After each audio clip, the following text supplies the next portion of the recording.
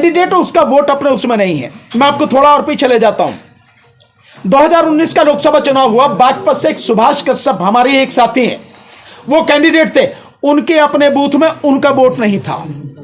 और ऐसे में आपको और भी बहुत से उदाहरण आपको दिखा सकता हूं। एक तो क्या इससे नजर नहीं आती कि ईवीएम में गड़बड़ी होगी? दूसरा, 2019 के चुनाव का जिस समय रिजल्ट आ रहा था 23 मई 2019 को, उस दिन इलेक्शन कमीशन की वेबसाइट पर जो आंकड़े पड़े थे, 373 लोकसभा सीटों पर 8,000 से लेकर 18,000 वोटें या तो कम थी या ज्यादा थी। क्यों थी भाई, अगर ईवीएम सही है? और इसके विषय में जब पता लगा तो द क्विंट ने इलेक्शन कमीशन से पूछा, बाकायदा लेटर लिख के पूछा, 4 लेटर लिखे। इलेक्शन कमीशन आज तक उसका जवाब नहीं दिया, बल्कि अपनी वेबसाइट से वो आंकड़े हटा दिए। और तीसरी बात जो आपको बताना चाहता हूं, अभी चुनाव हुए 5 राज्यों में, मध्य प्रदेश। अजीत अंजुम साहब ने ये वो लिया है उनका इंटरव्यू, मैंने शॉर्ट्स जो है स्क्रीनशॉट्स वहां से लिए हैं। और इसमें क्या कहा है, उनकी जो मुख्य बातें हैं, इस देश में सेम पित्रोदा साहब टेक्नोलॉजी को, इंफॉर्मेशन टेक्नोलॉजी को लाने वाले हैं। स्वर्गीय प्रधानमंत्री राजीव गांधी जी के तकनीकी सलाहकार रहे हैं, शिकागो में रहते हैं, आज 80 साल की उम्र है। जो कांग्रेस है, भारतीय राष्ट्रीय कांग्रेस है, उसके ओवरसीज के जो है वो प्रबंधक है, सारी व्यवस्था करते हैं। मैं धन्यवाद देता हूं आपको, बधाई देता हूं आपको कि देश में जिस तरह का माहौल है, प्रेस की जुबान को बंद करने की सारी कोशिश सरकार कर रही है, सच को दबाने की कोशिश कर रही है, उस समय भी आप सारे के सारे लोग बिना किसी डर के सच दिखा रहे हैं और लोगों तक देश की बात, देश की दिक्कतें पहुंचा रहे हैं। आपको बधाई, धन्यवाद।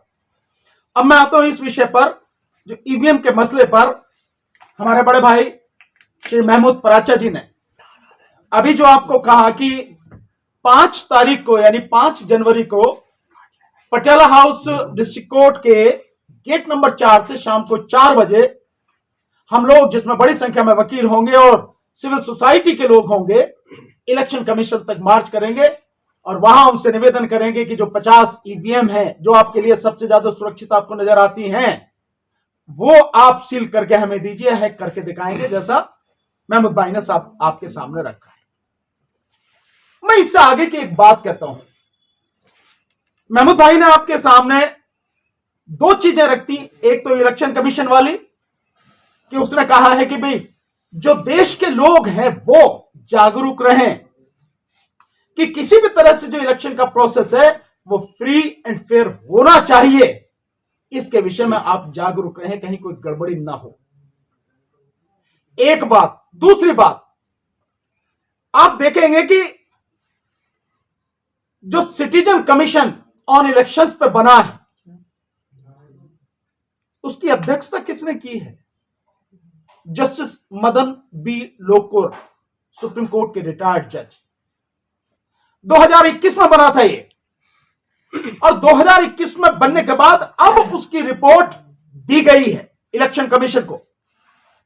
और आप देखेंगे कि 1 नहीं, 2 नहीं, 4 नहीं, 10 नहीं, 20 नहीं, 6,500 लोगों ने, 6,500 लोगों ने, जो देश के रिटायर्ड सुप्रीम कोर्ट जजेस हैं, हाई कोर्ट जजेस हैं, सीनियर आईएएस ऑफिसर्स हैं, आईपीएस ऑफिसर्स हैं, सेना के वरिष्ठ अधिकारी हैं, पत्रकार हैं, सामाजिक कार्यकर्ता हैं, 6,500 लोगों ने इलेक्शन कमीशन को वो रिपोर्ट दी है और इलेक्शन कमीशन से रिक्वेस्ट की है कि हमें समय दिया जाए, हम इस विषय पर बात करेंगे। ईवीएम से जो चुनाव हो रहा है उसमें इस तरह की ये जो सारी गड़बड़ियां हो रही है, बाकायदा रिपोर्ट दी उन्होंने। दे आर नॉट लेमैन, कोई आम आदमी नहीं है इस देश की। देखी जाए तो ब्रेन है, थिंक टैंक है इस देश के, इतने योग्य व्यक्ति हैं। इलेक्शन कमीशन उनको भी समय नहीं दे रहा है। दूसरा, जो इंडिया गठबंधन में 28 पार्टियां हैं, अभी 19 दिसंबर को उनकी इंडिया गठबंधन की मीटिंग हुई और उसमें 28 पार्टियों ने मिलकर बाकायदा एक लेटर लिखा इलेक्शन कमीशन को और यह रिक्वेस्ट की कि जो चुनाव हो रहा है ईवीएम के माध्यम से, उसमें वीवीपैट मशीन में जो पर्ची दिखती है और उसी में रह जाती है, इलेक्शन कमीशन इतना करे कि वो पर्ची जो हकीकत में वोट है, वो पर्ची उस वोटर को मिल जाए और उस वोट को वो एक स्वतंत्र डिब्बे में डाल दे और उसकी गिनती हो। इसमें क्या गलत किया उन्होंने? और इस विषय पर इंडिया गठबंधन 28 पार्टियां, वो पार्टियां, उनमें से कई पार्टियां केंद्र में और राज्यों में सरकार में हुकूमत रही है उनकी, लेकिन इलेक्शन कमीशन की हठ धर्मिकता देखिए और देश के संविधान और देश की जनता के प्रति उसका कर्तव्य विहीन होना देखिए कि उन्हें मिलने का समय नहीं दे रहा। 28 पार्टियों को मिलने का समय नहीं दे रहा, उस पर चर्चा करने को तैयार नहीं है। इसके अलावा जो सारी चीज चल रही है, एक चीज जो अभी हमारे बड़े भाई महमूद पराचा जी ने जो उसका जिक्र किया, वो मैं आपको दिखाता हूं और सेम पित्रोदा साहब की ही वो चीज मैं दिखाता हूं। उन्होंने क्या कहा है, अजीत अंजुम साहब ने ये वो लिया है उनका इंटरव्यू, मैंने वहीं से ये शॉट्स जो है, स्क्रीन शॉट्स वहां से लिए हैं। और इसमें क्या कहा है, उनकी जो मुख्य बातें हैं, इस देश में सेम पित्रोदा साहब टेक्नोलॉजी को, इंफॉर्मेशन टेक्नोलॉजी को लाने वाले हैं। स्वर्गीय प्रधानमंत्री राजीव गांधी जी के तकनीकी सलाहकार रहे हैं, शिकागो में रहते हैं, आज 80 साल की उम्र है। जो कांग्रेस है, भारतीय राष्ट्रीय कांग्रेस है, उसके ओवरसीज के जो है वो प्रबंधक है, सारी व्यवस्था करते हैं। राहुल गांधी जी की जो भी देशों में जो भी मीटिंग होती है सारी व्यवस्था करते हैं, खुद अपने आप में इंजीनियर हैं। वो कहते हैं कि ईवीएम को अपने हिसाब से कंट्रोल किया जा सकता है, उसमें दखल संभव है। इसके अलावा वो कहते हैं कि राजनीतिक दलों को ईवीएम के खिलाफ आंदोलन चलाना चाहिए। इसके अलावा आगे कहते हैं कि ईवीएम के खिलाफ सड़क पर उतरकर आंदोलन विपक्ष करे। तीसरी बात, राजनीतिक दलों को ईवीएम से चुनाव के बहिष्कार के विकल्प पर भी विचार करना चाहिए। और आगे, मैं जल्द ही तकनीकी विशेषज्ञों के साथ राष्ट्रीय और अंतर्राष्ट्रीय मीडिया के सामने ईवीएम पर प्रेस कॉन्फ्रेंस करने की योजना बना रहा हूं। अब इससे पहले जो उन्होंने कहा कि विपक्ष को जो है सड़क पर उतरकर आंदोलन करना चाहिए, मैं बड़े भाई महमूद पराचा जी ने जो बात कही, जस्टिस संजय किशन कौल साहब का जो उदाहरण दिया कि रिटायर होने से पहले जो उन्होंने इंटरव्यू दिया है, उस इंटरव्यू में जो उन्होंने बात कही कि विपक्ष को सुप्रीम कोर्ट से विपक्ष की भूमिका की उम्मीद नहीं करनी चाहिए। इसका मतलब साफ है, वो विपक्ष को कह रहे हैं सड़क पर उतरो, आंदोलन करो, ईवीएम के खिलाफ आंदोलन करो, देश को बचाओ, लोकतंत्र को बचाओ, संविधान को बचाओ। अगर इस सब के बावजूद विपक्ष सड़क पर नहीं आता तो गुनहगार विपक्ष भी होगा, पॉलिटिशियन पार्टी भी होंगी।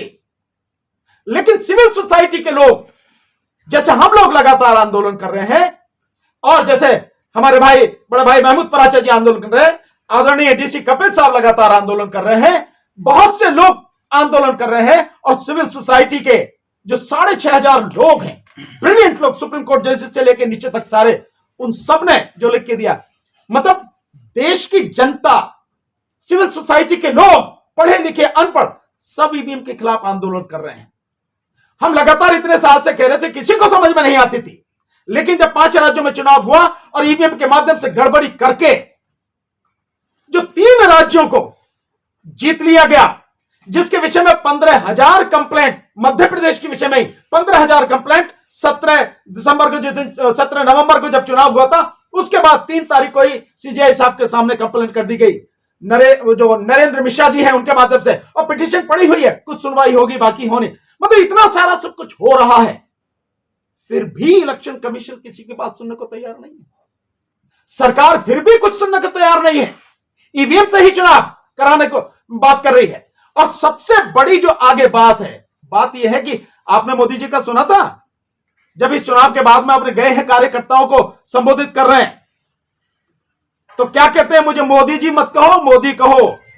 और दूसरी बात जो कहते हैं अपने साथियों से कि इस बार सभी सीटें जीतेंगे, सभी सीटें जीतेंगे।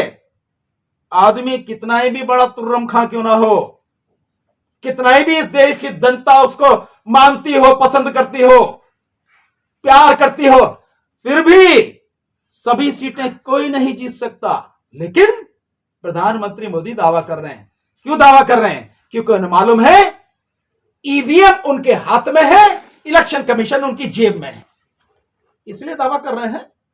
और इसलिए मैं बार बार कहता हूं, मोदी जी इतना भरोसा अगर है आपको, एक बार, केवल एक बार 2024 का